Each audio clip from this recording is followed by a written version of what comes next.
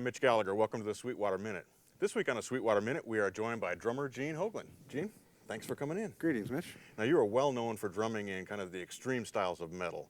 Everybody from Testament to Fear Factory to Opeth to all kinds of different acts on kind of the more intense side of the metal genre. Indeed. But you actually started as an air drummer. That's right. Tell us how you got from being an air drummer to being known as the Atomic Clock. Awesome. Well, air drumming is something that I preach to everybody. Like all beginning drummers, what better way to learn what you need to do later on a kit by having an imaginary kit right in front of you. And when I was a kid, I'm probably similar to 90% of the drummers out there that, just playing on the pots and pans, playing on your bed, doing the air drumming, and it was just a natural thing to do for me. I was born with a lot of rhythm, and I liked getting it out somehow. And after just being an air drummer for a couple of years, when I was 9 through 11, 9 through 13, I think is when I got my first kit.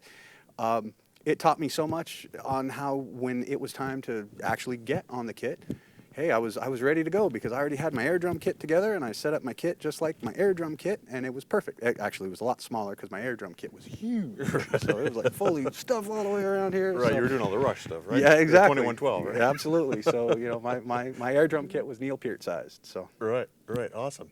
So you went from, once you started playing, it was actually not a real long time before you were working professionally, but your first gigs were doing lights for Slayer. That's right. How did you get into that situation? Really, it was just a matter of convenience for the band. I remember I was at one of their shows because they used to play LA a lot when they were up and coming band, and there was 30 people at their shows, and I was always one of those 30 people. And I remember their manager used to do lights for them. One show, their manager couldn't make it, so Tom Araya, their singer, turned to me and said, "Hey man, do you want to run lights for us?"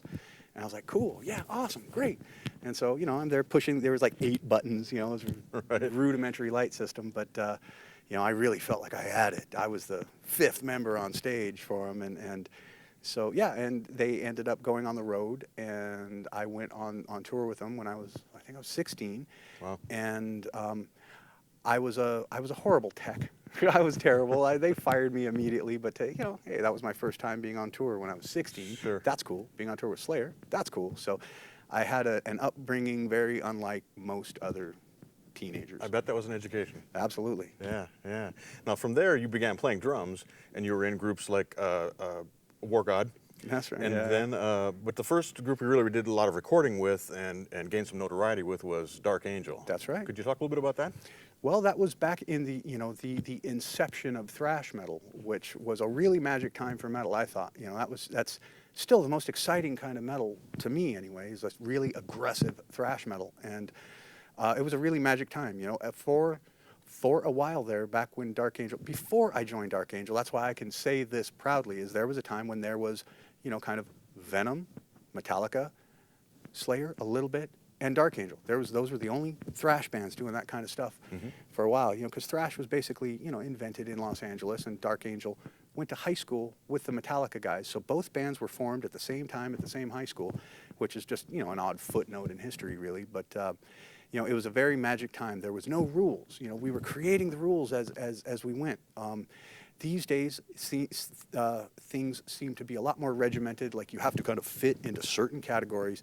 And back then, there was no category. Are you fast? Are you heavy? Are you just, cool, that's awesome. So that was the magic period of that time, totally. Right.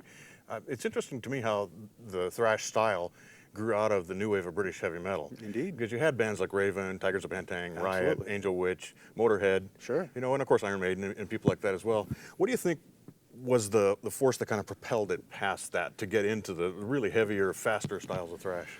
Well, like bands like Raven were, I guess they are proto-thrash these days, but the psychotic double bass, bands like Anvil as well had a lot of psychotic double bass, and the song Fast as a Shark by the German band Accept, that was pretty much the apex, the pinnacle of double bass drumming. And I remember being a kid going, oh my God, double bass will never be any faster than this. This is the fastest song ever it's ever going to be. Right. And, who knew just a few years later, well, I'd be one of the guys playing faster than that. Right. So But the new wave of British heavy metal was the heaviest stuff at the time. A lot of the underground European stuff as well. A lot of Japanese stuff too, like Bow Wow at the time, Loudness. Everybody was just, it was all heavy. It was probably all based around like Judas Priest or something. But bands like Raven were a huge influence on me. Their drummer Rob Wacko Hunter was such an influence on my early playing, and probably to this day. I went back and listened to the album Wiped Out from them recently, and I'm like, wow, I stole that lick. I stole that lick. I stole that lick. Holy moly. So, right. Yeah, very cool. Right, really a basis that style was really built on. Sure, absolutely. Right. So after Dark Angel, then you began playing with a lot of different groups. You did some stuff with Death, That's right. with Testament, and a number of different groups through the years. You did some stuff with some Norwegian, the more black metal type Sure. stuff, some death metal kind of things, and also some groove metal stuff. Yeah. How do you find yourself dealing with those different situations? Is it a big deal for you to change from one kind of from death metal to black metal to more groove metal to a real high tech metal like Opeth?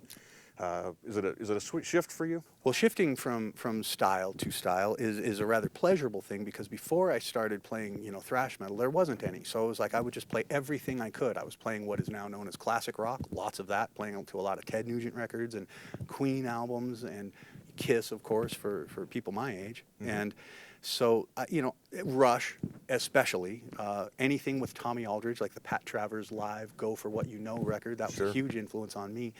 And so having just a little bit of a background that wasn't just, trying to be as fast or as insane as possible really helped set a good base for the rest of my career. So it's always nice to be able to be a chameleon. And I've always wanted to express what the band is trying to express rather than being the same sound from album to album.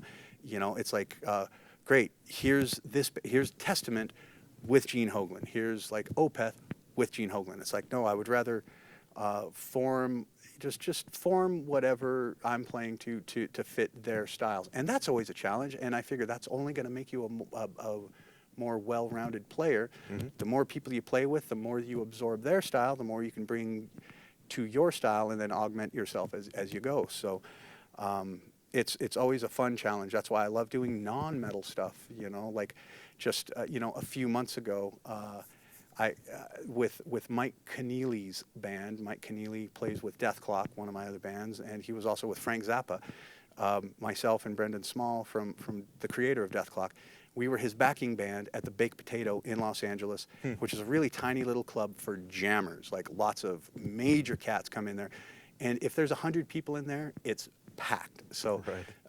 It was a great packed show, and we opened the show with side one of Inner Visions from Stevie Wonder. Mm-hmm. I was in heaven there, For instance, I have to miss a great tribute gig to Freddie Mercury. Queen is, my all-time favorite band, and I was scheduled to do this great benefit with about 30 songs, and I have to miss that now because I'm on the road with Testament. But there you go. Like, I love just jumping out of the genre, and so I like to bring a lot of the taste and the feel and a lot of the groove, and just I try to be a singular drummer, just to where Gene can sound like whatever band he sounds like, but when it's him doing his own thing, he doesn't sound like anybody, because I Right. sound like everybody. I've stolen like every other drummer, and Right. I had a larger pool with which to draw from, I suppose. Right, but it is obvious though when you listen to the tracks you played on, whether it's Devin Townsend or Strapping Young Lads, or then you go to Mechanism, or you go to the things you're doing with Fear Factory and Testament. Those are very different groups and different approach. But I mean, your signature is there, but it still sounds like the group. Very cool. That's precisely what I want to do. Right. And that means I'm doing my job right. Right. Some amazing musicians. Oh, thanks. Yeah. Devin Townsend's they're- voice always blows me away, man. He's Me too. crazy. Absolutely. Devin's one of the most talented people in any music genre, and it was a pleasure to work with him, and it was a great working relationship, and it brought a lot of really great music. And that's one thing. A lot of the Devin records that I did that weren't the Strapping albums, a lot of his solo project stuff. At the time they might not have been as well known as Strapping, which got a whole lot of push. We had a major, we had an independent label behind us that was always pushing Strapping, and a lot of Devin's stuff was a little more underground. But that's some of my favorite playing there too. You know, I did a couple of his records with single kick, you know, like if there's any double bass part, you got to use that floor tom to kind of do some stuff for it. And, Right. you know, that helped really well, you know, round my playing out. And that, you know, playing with Devin was a great formation of what I am now. Sure, sure. So speaking of your playing, you're actually here doing a clinic for Pearl Drums. Yes, sir. And you're known as the Atomic Clock. Where did that name come from? Well, somebody was remarking, actually somebody remarked to like Devin about, you know, how solid I am. Like my meter's really solid. And that's one thing that before I ever used a click track, my meter was always pretty solid. And so somebody just kind of referred to me as the atomic clock because that's, of course, the world time, and that's the most precise time that's out there. Sure. And it was just a really nice compliment, and then it ended up getting on a couple of the credits on albums and stuff, and then it just kind of grew from there. And I guess it's better than, you know, being called Gene the Machine or something, you know. So it's a fun nickname, and I just try to live up to it. You know? Right. Well, in the when you're doing the really intense stuff where you have a lot of double bass going on and a lot of unison stuff with the guitars and the basses and Sure. things, it's very obvious how tight that click is. Is that something you feel comes naturally to you, or is that something you work to develop? It came natural, like really. I had never used a click track until I did the first strapping album that I did, which was an album called City, and it was released in 1997, recorded in summer of 96, and I had never used a click track before, and I'd been recording for about 10 years by then. And when Devin had mentioned, hey man, we're gonna use a click track on this, I went in the studio, I took 2 of my songs, and I wrote 2 songs to the click track, played along, because I'd heard the click track could be menacing, you know. I Right. knew some drummers that were, you know, just turned them into jello playing to the click. And when my first track I ever did to the click, it was like, perfect, spot on, great. Nice. So, yeah, so I've just kind of retained that. And some of the projects that I do, we use the click live, especially for bands like Fear Factory, where we have a lot of sampling going on, and Death Clock especially, because we've got the giant screen behind us that's all synced up to me, basically. So there have been times where the click has gone down, where I don't have a click, and I've got to keep everything really solid in time. And you know, that's a bit of a challenge, and that's where I can resort back to some of the strapping era, which I didn't use a click to, but we had a lot of samples that would be, you push the button, it does whatever loop it does, and I'm playing inside that loop until it loops again. And it just kind of taught me a lot of just, you know, solidifying your meter. And so if anything ever happens, any sort of tragedy on stage, or all of a sudden, G doesn't have a click for 3 songs, it's like, you know, I'm just able to play to the samples. Like I'll probably Right. be doing a couple of tracks tonight where I have a copy of it with click, doesn't sound so good. I have a copy of it without click that is a little more well-rounded. I might use the non-click stuff tonight and just play and hopefully have a good sound in my ears so I can play off the samples and stuff tonight. So we'll see Right. how that goes. Right, right. Now you are you're well known for your skill with blast beats. Can you tell us what a blast beat is, first of all, for those who may not know, and also what is the Hoagland blast beat? Well, you know, that's something, like blast beats are something that I don't know if I can explain them in any form of names. I know there's a million names for blast beats now, just like there's a million names for beats, like the bembe beat, for instance. And the blast beat is basically, it's where you are playing hyperspeed on your hands. Sometimes they are single stroke, I guess they would be 16th notes a piece, or 32nd notes, where you're doing alternating, and sometimes they're 16th notes where you're doing them in unison, and your kick patterns are either doing a very rudimentary blast beat would be 16s on the top, and then 16s on the bottom. So you're just doing alternating like that. And so under that parameter with strapping, I started developing a bunch of, like, I guess, military type, you know, things like that, just to give it some flavor, you know, because going bop, bop, bop, bop, bop, bop, bop, with your feet going bop, bop, bop, bop, bop, bop, bop, that's really powerful. It's cool, but it might start sounding stale after a while. So if you just kind of trick it out a little bit each time you do it, and that's where a couple of the really well-known blast drummers in the world, a guy named Nick Barker and another guy named Tony Laureano, Nick played with Cradle of Filth and Dimmu Borgir, and Tony played with a whole ton of bands, you know, one of the most notable being Nile. You know, we were around one time, we were just hanging out one night, and they were talking about the Hoagland Blast. And I was like, what are you talking about? They're like, that thing that you do where your feet, you know, where you're doing the feet crazy patterns while you're doing the blast up top. Nobody does that.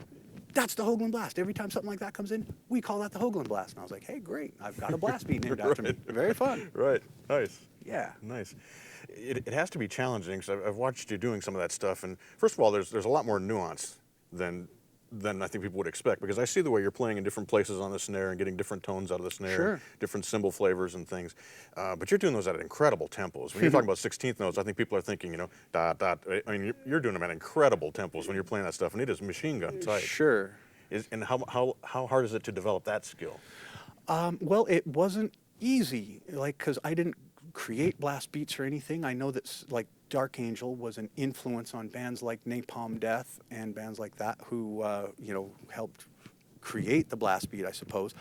But before I was in strapping was the first time I ever had performed any blast beats, and I wasn't that great at them to start, but I'm always trying to apply some sort of kinesis or some sort of just some sort of athletic, because I have an athletic background. So it's like I'm always trying to pull from those areas, you know, like weight training for playing, and you know, like I wear leg weights when I play, and that's kind of I talk about this on my DVD, for instance, where it kind of comes from when I was a baseball player.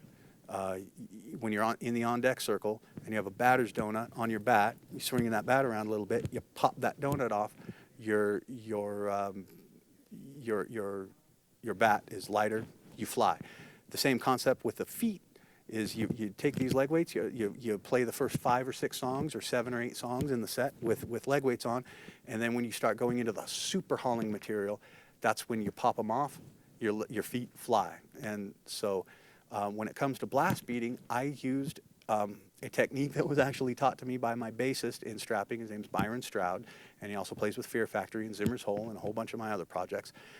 He was explaining to me, and I show this on my DVD, talking about using a 10-pound weight and just gripping a 10-pound weight in your fingertips and doing that with the weight, doing that with the weight. And he's a hockey player from Canada, of course, and so that was a slap shot technique that he used. And you know, I was able to take somebody else's athletic background, kind of incorporate into that into my style. And so, you know, I'm a big preacher of, you know, hey, if you need to get your wrists tighter, your wrists stronger, to where you have stamina and power while you're playing, try a 10-pound weight or an 8-pound weight or a 5-pound weight, whatever is comfortable for you, and just grip it like that and do that, and that helps a lot. And I've explained that technique to some guitarists too for their picking style, and a lot of guys that have used that have said, hey man, it actually works, you know, just builds up your wrists, gets you a little stronger. Sure. So I'm all about it. It's a very athletic style, so you are using a lot of power and a lot of force to play. Absolutely, and I've equated playing thrash metal, playing blasting metal, I've equated it for years as running a marathon while screaming. So it's, you know, so that's hey, great. you know, you got to train for a marathon. Right, right. So you've got your DVD out, you're doing clinics for Pearl, but you're leaving the end of this week to go on tour with Testament, is that correct? That's correct. What can you tell us about that? What's happening there? Sure. Well, they are currently on tour with Anthrax and Death Angel, and it's a pretty major tour. And their drummer that they're using on the tour, John Tempesta, who's an amazing drummer, and he performed on the Low album and also their First Strike Still Deadly compilation record. He's a great drummer. And he's apparently double booked because he also plays in The Cult. And apparently he's got a couple of gigs bookended over the course of a couple of weeks where he's got to be away from them. So they called me up, you know, kind of late notice, and said, hey man, we're in this bind. Can you help us out? So I was able to get the schedule to work out for that. And basically when I am done recording the new Viking record, I start the Viking record, you know, tomorrow morning. That's going to, like I said earlier, it's going to be 11 songs over the course of you know, 3 days, get those done. And then I fly out on this coming Friday, and I land, probably do a sound check, and then go on stage with Testament. And it's been 15 years since I've done any live shows with Testament, so the recall from that area is not so strong. Right. So I've been, under the headphones tons over the last couple of weeks since I got the call, and just, learning their songs, YouTubing them, all that sort of stuff. YouTube is a great way to learn songs, so I definitely, I preach that. If you got to learn something really quick, go to YouTube, that'll help you.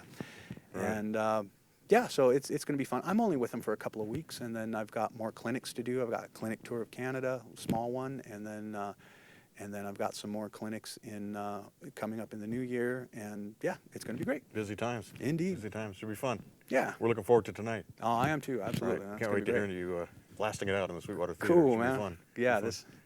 this is an amazing place. Boy, for anybody who is not familiar with Sweetwater, let me tell you from just walking around here today, this is the most amazing complex I've ever seen. And if you are local to anywhere here in Indiana, where we're located, Fort Wayne, Indiana, this is the place to come to. This is the place to get your stuff. Boy, this is such an amazing complex, as I'm sure a lot of you are aware of, and I'm really happy and really proud to be here, and this place is amazing, Mitch. Thank you for saying so. Awesome. Really appreciate that, man. Cool, Thanks for man. coming in. Excellent. Appreciate your time. Thanks a lot. I'm Mitch Gallagher. Thanks for joining me for the Sweetwater Minute.